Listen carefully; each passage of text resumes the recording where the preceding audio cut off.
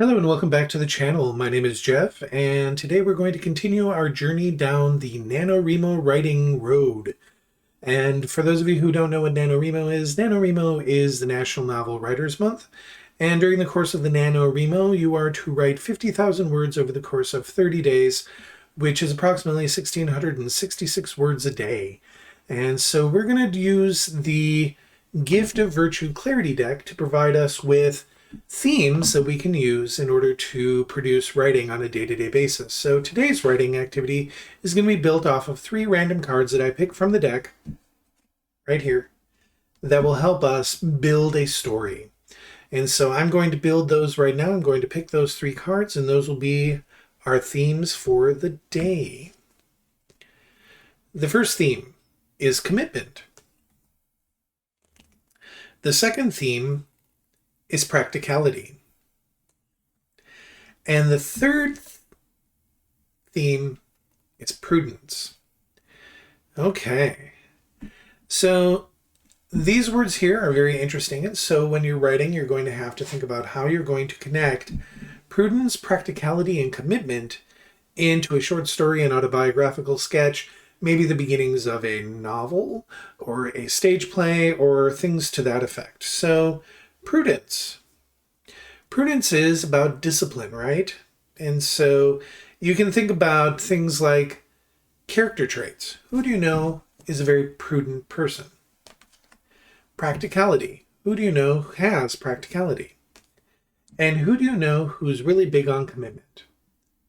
And so we're not going to get a place necessarily out of this, but we're going to get a lot of character traits out of this. And so let's go through the cards for a moment and start building our idea bank a little bit for this. And so think about prudence. And prudence, the maxim for prudence is luck is when preparation meets opportunity. And so that's a preparatory side.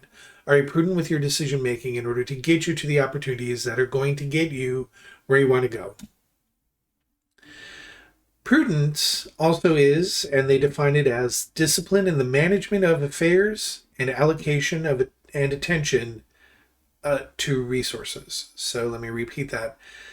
It's discipline in the management of affairs and allocation of attention and resources. So it's very clear that there is a disciplined nature in how we look at the resources that we have around us.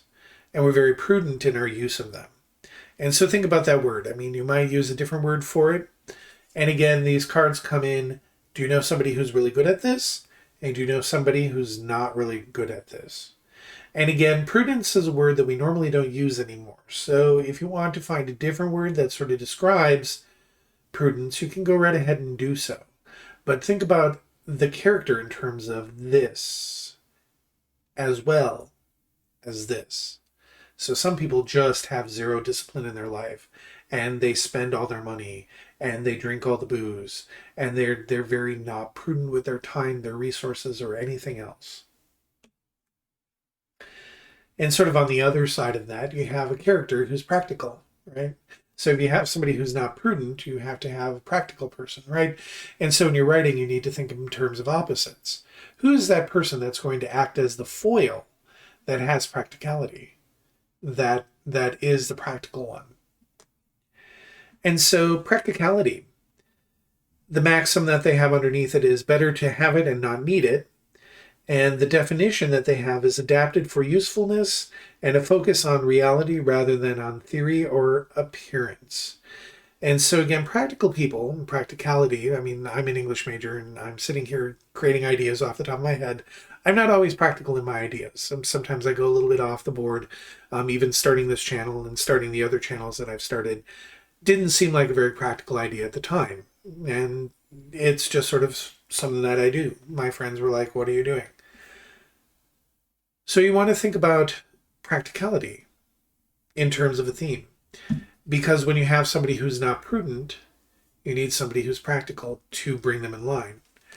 If you have a person who's prudent and a person who's practical, and they don't think the same way, if they both have the same strength, but they use it in different ways, they're not going to get along. So 2 people who are very similar in the same room are not going to be birds of a feather. They're going to disagree a lot. Because if they're thinking differently, about the same thing in the same way, they're not going to get along. And so that brings us to the last card, commitment, right? Rome wasn't built in a day. You have to commit to the goal, right? And so pledging time and energy to a goal, relationship, or a cause deemed meaningful. And so when I look at this, and if I take an imprudent person and I take a practical person and I put them together, that's a marriage, right? Opposites attract. And so we've all been around people who are committed in committed relationships, but those people drive each other crazy, but they can't live without each other, right? You have that person who's completely imprudent that will spend every single dime that they have and will do anything that's just crazy, right? They're this person. And so when they have a party, they break the bank. And then you have the practical person who's like, "What are you doing that?" And they're in a committed relationship. And so the way I'm looking at this as a story is I'm taking the committed relationship of a marriage or a really long-term relationship. So let's say you have someone in a couple in their late 20s, right? And they've been together for 5 years, and it's always cats and dogs, but for some reason they just can't not be with each other, right? And you have to sit there and watch Miss or Mr. Imprudent be around Miss or Mr. Impracticality. And it doesn't matter about genders. It doesn't matter about heteronormativity. I'm gay. I don't do that. But whatever it is, like whatever these two people are, if they're like this, if one person is not practical and one person is prudent or vice versa, they're going to fight. And that creates a conflict because that commitment is the thing that overrides all of this stuff. They don't know what to do. This could also come down to a marriage counseling session. So if you want to create a story about a marriage counseling session, how are they building this commitment? How are they trying to figure out what to do with that commitment when you have people who are opposites coming together? And they can't see how the other person thinks, but they can't not be with that person. It drives them crazy, but it's the thing that drives the relationship. And so I don't know if that type of environment fits in your universe, but I swear, movies have been built around this all day long. And so I'm going to leave it at that. This was really sort of a fun read. I really enjoyed that. I was surprised to see how much came out of that.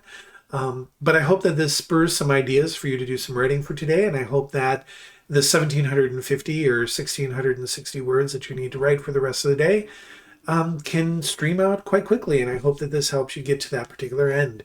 And with that, I wish you good luck, and I will see you in the next round.